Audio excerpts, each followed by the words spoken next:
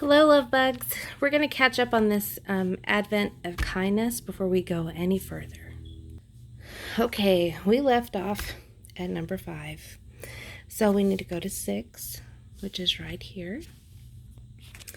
Okay, fold it over. Let's see what we have.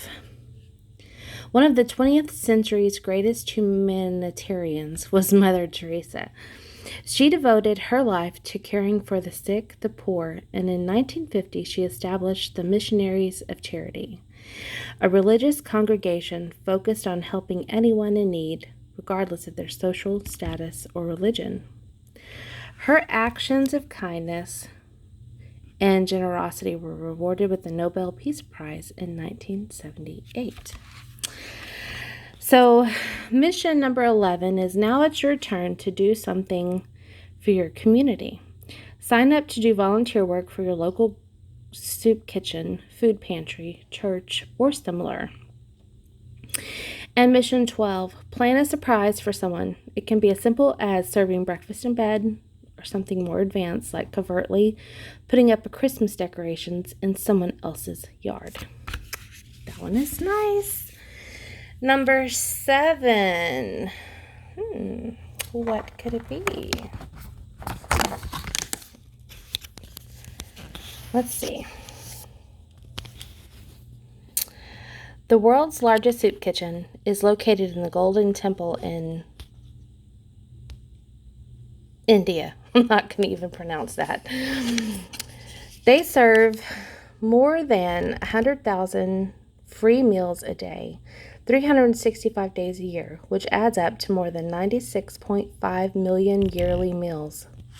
36.5 million yearly. Wow, that is a lot.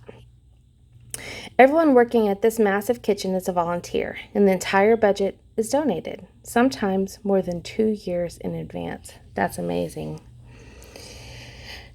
Mission 13, bring some homemade freezer meals or lunches over to someone you think could use them, whether they are having a hard time or simply are too busy to cook, and they will surely appreciate the thoughtful gesture.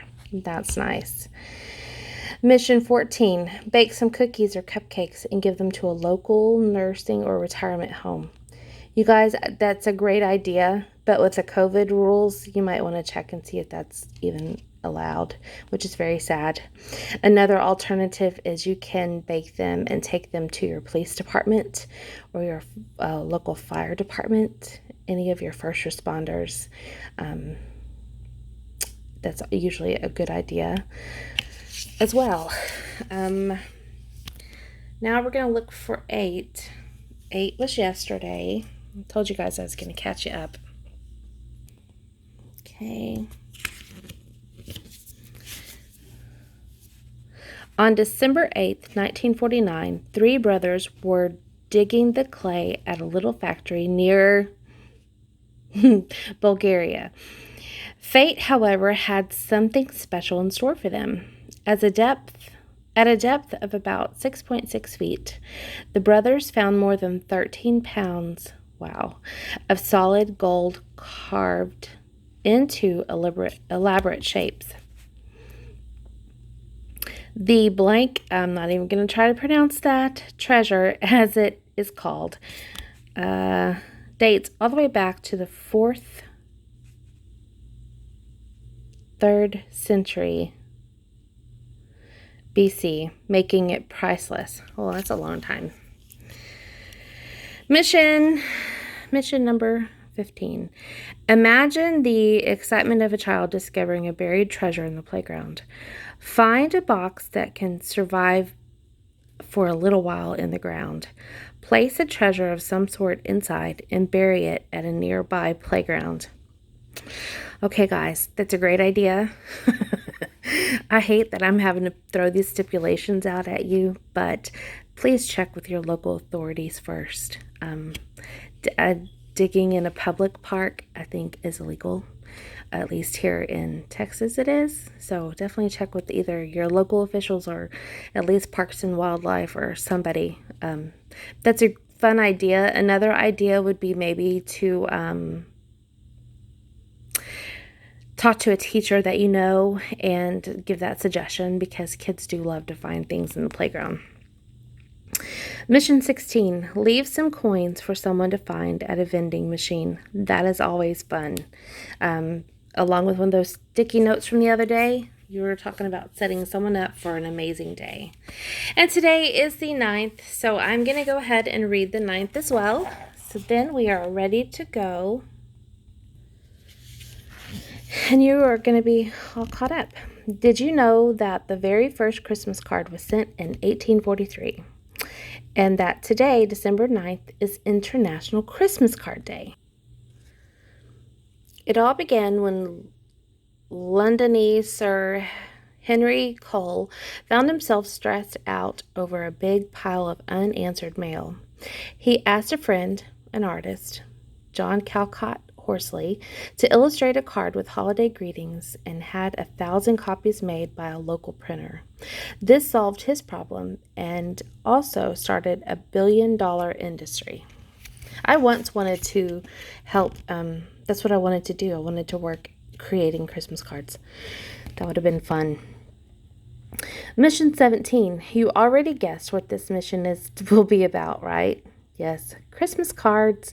If you have time, you can make your own, but store-bought cards are perfectly fine too. The important thing is that you send them. You guys, I'm also doing a Christmas card exchange, so if you send me a Christmas card, I will send you one back. Mission 18. Buy at least one of this year's Christmas gifts at the Salvation Army or similar charity shop. It's kind to those in need and to your wallet.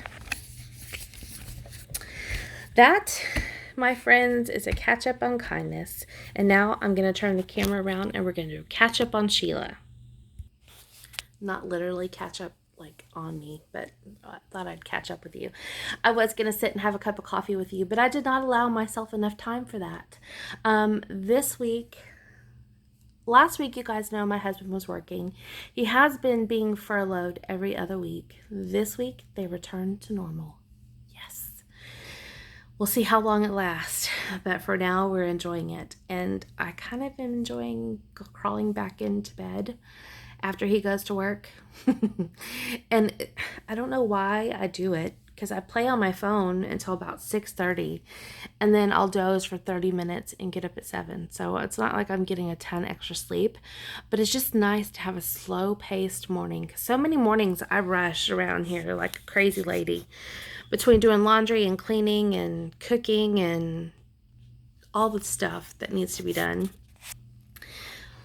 But this week, I have just felt like enjoying that time alone, just that time, and it's been so nice.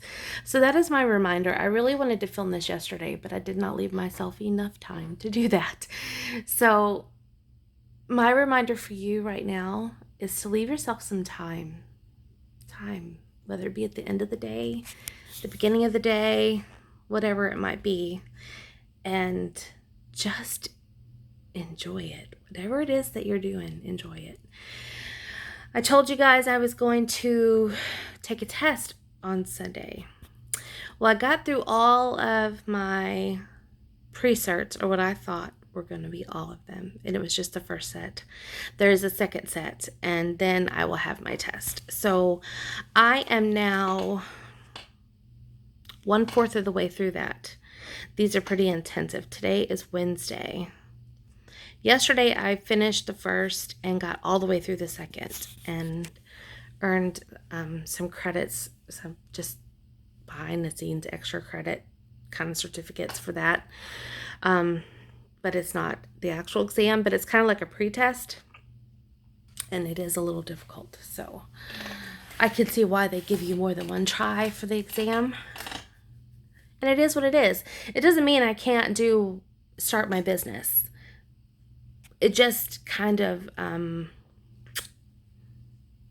it kind of will slow me down a little bit from charging what I want to charge. I should say, the pricing scale. But, and then once I take this exam and pass, then I have another module set in the class that I was taking, which probably another week, 2 weeks. hold on, y'all, 1 or 2 weeks, and then I should be good to go. So my plan is to file for my LLC next week. Maybe the week after. I think that's going to be what I asked for Christmas for my husband this year, because I don't really want anything. I know what I want, and what I want isn't materialistic kind of things, except for a cry cut, however you say that. I do want a vinyl machine because I am ready to start also opening up an Etsy shop. Plus, with my daughter getting married next year, there will be a lot of things that we would like to make ourselves, just because that's who we are. I like to put that personal touch on things like that. So there you go. That is an update. I hope that when I come back and share more on this exam, that I can tell you I passed it with flying colors, and I've moved on to the business setup portion of the class that I took or am taking, and that's that. I did put a poll up kind of asking what you were looking forward to most. Some of you are really looking forward to seeing what planners I'm using this year. I can tell you that they have been ordered. I'm waiting on them to ship. Hopefully I'll get them this week, because I ordered them Cyber Monday, I think is when I ordered them. At least two of them. And then one I ordered and I've already gotten, and I'm really not 100% sold on it. I know what I'm going to use it for, but I think there's another one I may try to order first. So that will probably likely be after Christmas that you guys will see that, simply because that's when I do a lot of goal setting videos, a lot of vision planning, and a lot of recaps and all that good stuff. So that is that.